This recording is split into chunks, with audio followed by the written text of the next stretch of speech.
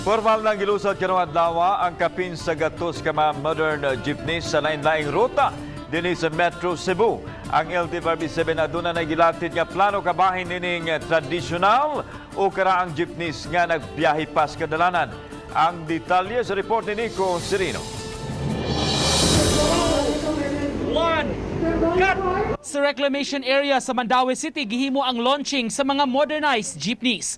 117 tanan ang bagong PUJs, samtang 14 ka premium taxis nga formal nga giinugurahan kaganiha. Matud si LTFRB, sa tibok nasod kini ang labing daghang units nga gilusad sa mga modernong sakyanan. Pamatuod kuno sa mainitong paghangop sa mga Subuanon, mga transport cooperatives ug lain-laing ahensya sa gobyerno sa modernization program sa pampasaherong sakyanan. Pinaagi nining pag-deploy sa dugang mga modern PUJs sa kadalanan gitinguha nga makahatag kini og kahamugaway o komportable nga biyahe sa kadalanan.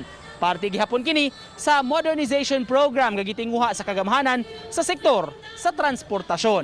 Sa tibok Sugbo may kapin libo na ka mga modern jeepneys nga nag-operate nga gilaumang mapun-an pa. To provide safe, dependable, and comfortable public transport sa atong mananakay. Mao gyud na ang tumong sa programa.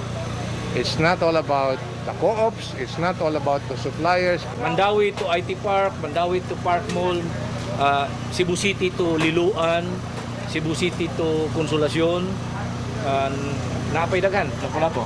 Matud sa LTFRB chairman, gikan sa Provisional Authority, hataga nagprangkisa ang mga modern PUJs kung makakumpleto sa requirements. Nagbiyahe hinon gihapon sa kadalanan ang mga traditional o kinaraan nga jeepneys, butang nga giawhag ni Delgra nga musagop na sab sila sa modernization pinaagi sa pagpasakop sa kooperatiba. Ang mga traditional PUJs mauna ang hatagan sa Provisional Authority nga limitado ang validity sa operasyon. After April 1, kung roadworthy pa ng mga karaan na hamubo na lang ang panahon ng ihatag nato under the concept of Provisional Authority. Ang prangkisa, good for 7 years. Uban ni Godfrey Relien, Nico Sereno, Balitang Bisdak.